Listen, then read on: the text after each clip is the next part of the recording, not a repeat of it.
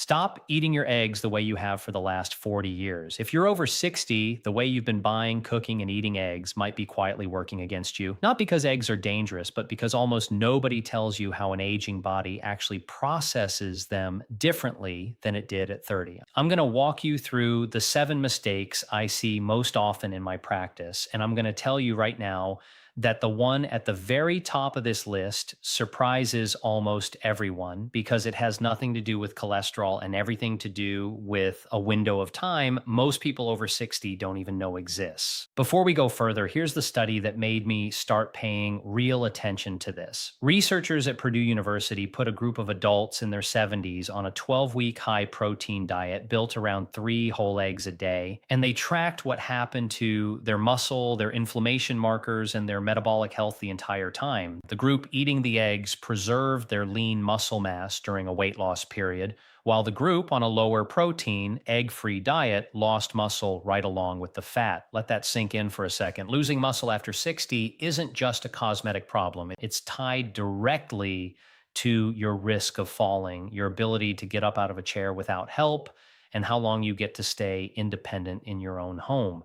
And in that same window, a Japanese clinical trial gave adults over 60 a modest daily dose of egg yolk choline for 12 weeks and measured a real statistically significant improvement in verbal memory compared to the placebo group. 2 separate studies, 2 separate continents, and both point to the same conclusion. Eggs are not the enemy, but how you're eating them might be undoing most of the benefit. Here's the one that gets the biggest reaction when I explain it in the office. It's not the yolk, it's not the cholesterol, and it's not even about salmonella. It's about a blood thinning medication that a huge percentage of people over 60 are taking right now, and a nutrient hiding inside the egg yolk that can quietly interfere with it. I'll walk you through exactly what that is and what to do about it later in this list because it deserves its own explanation, not a rushed mention. Before we dive into all 7, I want to ask you something because I read every single comment on these videos, and I mean that literally. Tell me your age and tell me this. How do you currently eat your eggs most mornings? Scrambled, boiled, fried, or do you actually skip them most days because you were told years ago to watch your cholesterol? I want to know because it shapes exactly which of these 7 mistakes is most likely affecting you. I'm Dr. Sarah Whitfield, and for the last 22 years, I've worked with patients well into their 80s and 90s, helping them stay strong, sharp, and independent for as long as biologically possible.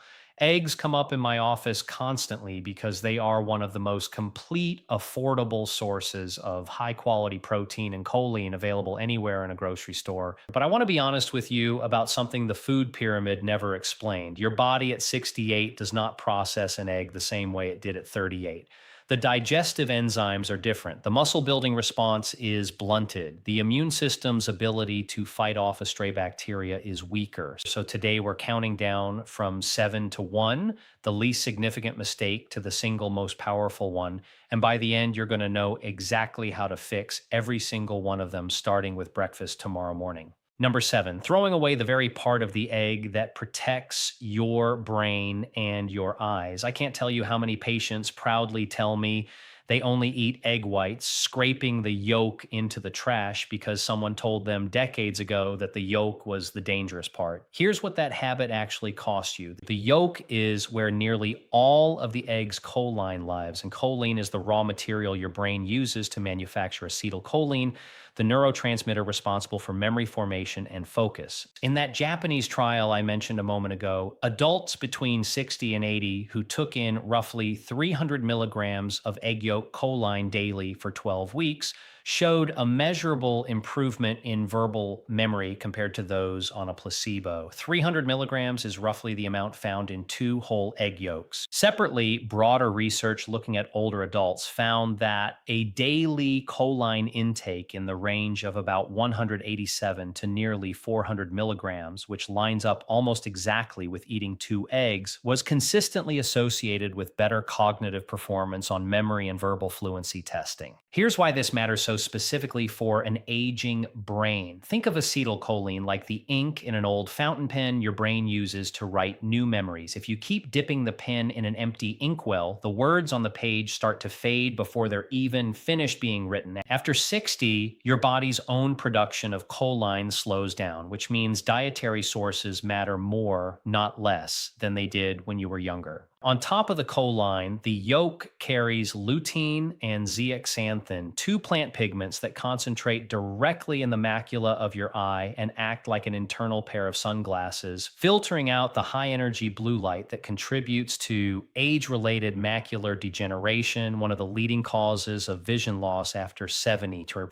My patient Robert, 69 years old from Tucson, Arizona, came to me convinced that egg whites were the healthy choice, something he'd believed for over 15 years. When we reviewed his diet, he was averaging close to 0 yolks a week. Within about 10 weeks of reintroducing 2 whole eggs a day, cooked simply, his wife told me at his follow-up visit that he seemed sharper in conversation, less likely to lose his train of thought mid-sentence. That's obviously not a controlled trial of one man, but it lines up precisely with what the choline research shows us. The fix here is simple. Eat the whole egg. If your doctor has specifically restricted your dietary cholesterol for a documented medical reason, that's a different conversation to have directly with them. But for the overwhelming majority of people over 60, current research does not support throwing away the most nutrient dense part of the egg out of an outdated fear. Number 6, avoiding eggs almost entirely because of a cholesterol myth that mainstream medicine has already walked back. This one frustrates me more than almost anything else in senior nutrition because it's rooted in guidance that was already being revised over a decade ago, yet it's still shaping how people over 60 eat breakfast today. For years, dietary cholesterol was treated as almost interchangeable with blood cholesterol, and eggs became the symbol of that fear. But for most people, dietary cholesterol has a far smaller effect on blood cholesterol than saturated fat and overall dietary pattern do. Meanwhile, that same egg you've been avoiding is one of the most efficient protein sources on the planet for stimulating what's called muscle protein synthesis, which is simply the technical term for your body rebuilding and maintaining muscle tissue. Here's why this specifically matters after 60. There's a phenomenon researchers call anabolic resistance, and think of it like a delivery truck that used to unload its cargo the moment it pulled into the warehouse, but now needs a bigger shipment before the warehouse workers even bother getting up to unload it. Younger muscle responds strongly to a smaller amount of protein. Aging muscle needs a noticeably larger dose delivered in one sitting to trigger the same building response. Research comparing young and older adults found that younger people could maximize their muscle building response with roughly a quarter gram of protein per kilogram of body weight in a single meal, while older adults needed closer to 0.4 of a gram per kilogram, nearly 60% more just to get the same signal through to the muscle, right? So if you've spent years skipping eggs at breakfast out of cholesterol fear, you've likely been walking around underdosed on protein at the one meal where most people's protein intake is lowest to begin with. My patient Diane, 73, from Charlotte, North Carolina, had gone almost entirely egg-free for nearly 20 years after a doctor mentioned her cholesterol in passing during a routine physical. She was living on toast and fruit most mornings. After we worked with her physician to confirm there was no specific medical reason to continue avoiding whole eggs, she added 2 a day at breakfast alongside her existing diet. At her next set of labs roughly 4 months later, her cholesterol panel hadn't worsened in any concerning way, and she reported noticeably steadier energy through the morning instead of the mid-morning crash she used to blame on her age. The takeaway isn't that everyone should ignore their doctor's specific guidance. It's that a blanket, decades-old fear shouldn't be dictating your breakfast if your own physician hasn't given you a personal reason to restrict it. Number 5, eating your eggs raw, runny, or undercooked, assuming the risk that applied to you at 30 still applies at 70. Soft yolks, raw egg in a smoothie, that trendy undercooked egg on top of rice or ramen. I understand the appeal. And at 30, a healthy immune system usually handles an occasional stray bacterium without much drama. That calculation changes with age. Public health data specifically tracking salmonella-related hospitalizations in the elderly found that once an older older adult becomes infected, their chance of ending up hospitalized can run as high as roughly 47 to 80% compared to a much lower baseline in younger, healthier adults. And the case fatality rate in seniors runs several times higher than the general population average. The reason is straightforward. Stomach acid, which is one of your body's first lines of defense against bacteria in food, tends to decline in strength as we age, and the immune system's ability to mount a fast, effective response weakens as well. Think of your immune system at 30 like a full fire department on standby, engines fueled, crew wide awake. At 70, it's often still capable, but slower to get the trucks out the door, and by the time it responds, the fire has had more time to spread. The good news is this mistake is entirely fixable and doesn't require giving up any dish you love. Cook eggs to a fully set white and a fully set or just barely set yolk, reaching an internal temperature of around 160 degrees Fahrenheit, which reliably neutralizes the bacteria. If a recipe truly calls for raw or undercooked egg, such as homemade dressings, certain desserts, or that soft cooked egg on ramen, choose pasteurized eggs, which look and taste identical but have already been heat treated to eliminate the risk while the shell was intact. It costs a little more, and it is worth every extra penny for the peace of mind. I had a patient, Harold, 78, from Sarasota, Florida, who loved his eggs soft and runny every single morning for decades without incident, until one bout of foodborne illness landed him in the hospital for the better part of a week and took nearly a month off his normal energy and appetite afterward. He switched to pasteurized eggs cooked fully, and he tells me now that he genuinely can't taste the difference, but he sleeps easier knowing the risk is gone. Number 4, eating your eggs in isolation instead of pairing them with the foods that help your body actually use everything inside them. An egg on its own is a nutritional powerhouse, but several of its key nutrients depend on what's sitting next to them on the plate to be absorbed properly. The lutein and zeaxanthin in the yolk that I mentioned earlier for eye health are fat soluble, meaning they're absorbed far better when eaten alongside a source of healthy fat, which is honestly one of the few nutrients where the yolk pairs perfectly with itself. But the bigger opportunity most people miss is pairing eggs with a source of vitamin C, like a handful of chopped bell pepper, tomato, or a side of berries, which meaningfully improves the absorption of the non-heme iron present in the whites and yolk. Think of vitamin C like a set of keys that unlocks a door your iron can't open on its own. Without it, a good portion of that iron simply passes through unused. Number 4 also includes the mistake of always eating eggs the exact same way, typically alone on a plate with nothing else, which means you're consistently missing the fiber that slows digestion and keeps blood sugar steadier through the morning, something that becomes more relevant as insulin sensitivity naturally declines with age. My recommendation is simple. Build a small vegetable and a source of fiber into your egg meal several times a week, whether that's spinach folded into an omelet, a side of berries, or half an avocado. It takes under 2 extra minutes of prep and meaningfully increases what you're actually absorbing from the meal you're already eating. If this list is already changing how you think about your own breakfast, do me a favor and hit subscribe, because I put out a new video like this every single week. And if you've caught yourself nodding along so far, drop a like right now before we move into the final 3, because these last 3 are the ones I really want you to walk away remembering. Number 3, cooking your eggs the same high heat way every single day without realizing what that does to the nutrients and the fats inside them. Frying eggs in the same overheated pan day after day, especially in reused oil or butter pushed past its smoke point, does 2 things that matter more as we age. First, high prolonged heat degrades a portion of the lutein and zeaxanthin we talked about earlier, meaning the longer and hotter you cook, the less of that eye protective pigment survives to actually reach your bloodstream. Second, repeatedly overheating fats and proteins together promotes the formation of compounds called advanced glycation end products, often shortened to AGEs, which is a mouthful, so just think of them as a kind of internal rust. These compounds are associated with increased oxidative stress and low-grade inflammation.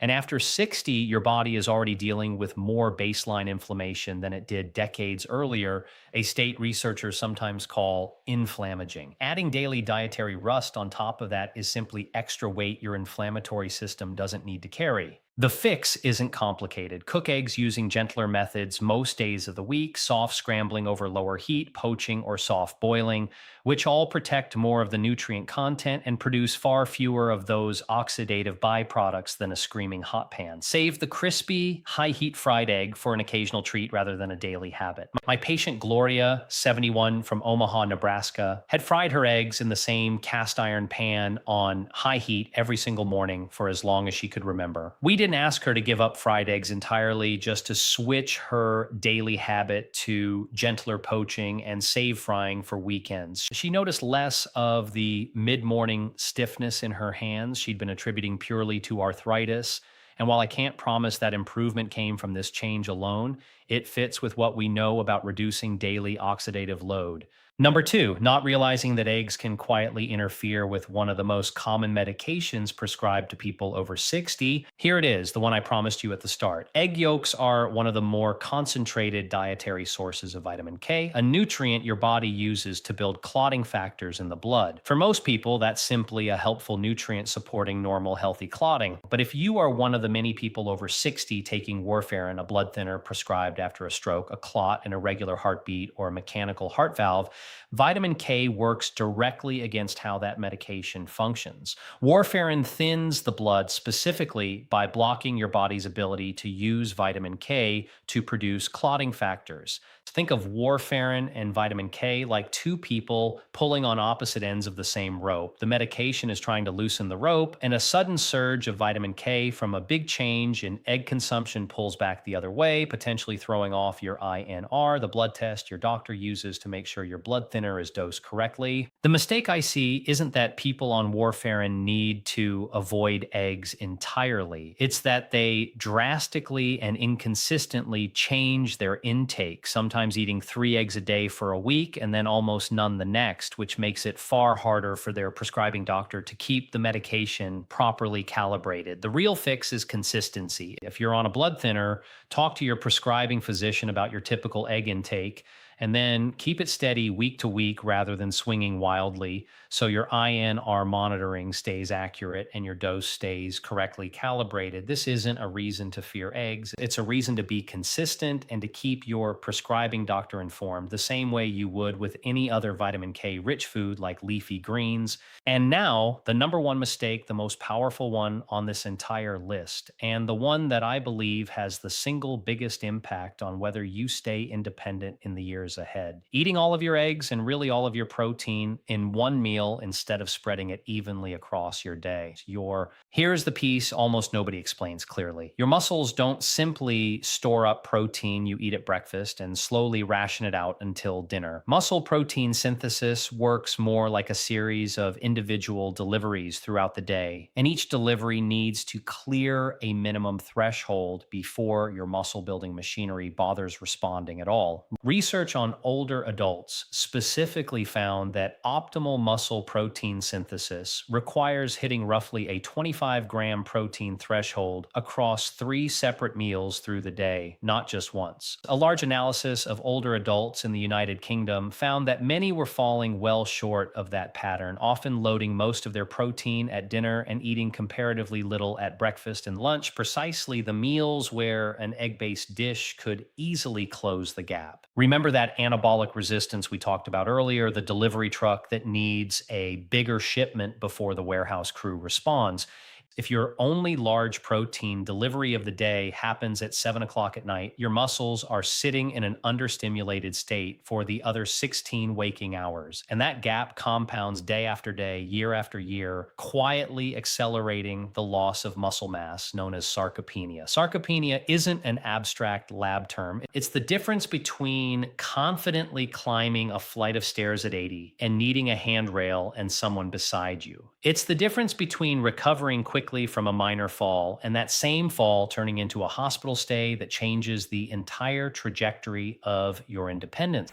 This is exactly why eggs deserve a place at more than one meal. Two whole eggs at breakfast, roughly 14 grams of protein, gets you meaningfully closer to that per meal threshold than toast or cereal alone ever will. And pairing that breakfast with a modest protein source at lunch and dinner, rather than saving everything for one large evening meal, keeps that muscle building signal firing consistently through the entire day. My patient Eleanor, 76, from Boise, Idaho, came to me after a fall in her kitchen that she herself described as nothing dramatic, just a stumble over a rug, but the recovery took her nearly 3 months and shook her confidence in living alone. When we reviewed her diet, her protein was almost entirely concentrated at dinner, a modest chicken breast most nights, with virtually nothing at breakfast beyond coffee and a piece of toast.